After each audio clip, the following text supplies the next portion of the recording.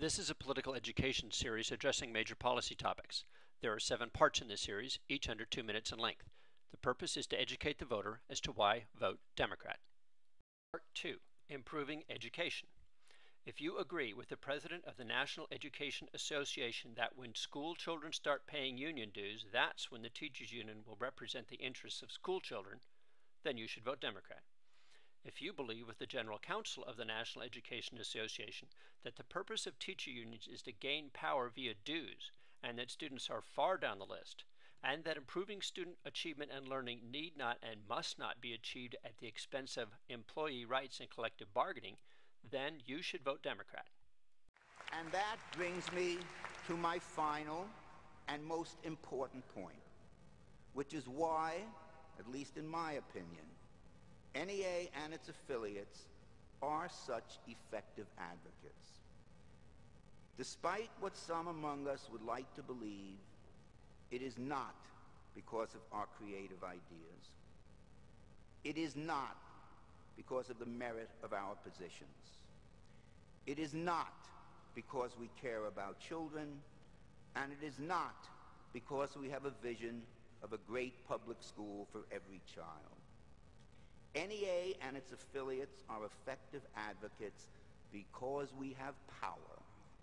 This is not to say that the concern of NEA and its affiliates with closing achievement gaps, reducing dropout rates, improving teacher quality, and the like are unimportant or inappropriate. But they need not and must not be achieved at the expense of due process, employee rights, and collective bargaining. That simply is too high a price to pay.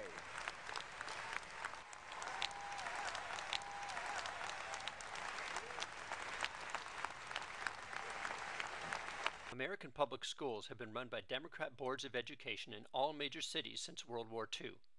If you believe that these public schools are delivering a better education than they were before being taken over by Democrats, you should vote Democrat.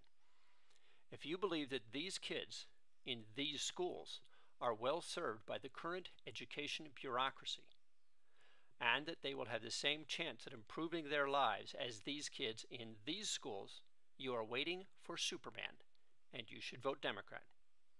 If you believe that improving education means throwing more money at the same failing union-controlled school systems and denying these children, particularly children of the working class, a decent education and a bright future, destroying upward mobility and the American dream, then you should vote Democrat. I hope that this has helped inform your vote this November and educated you as to why you should vote for Democrats.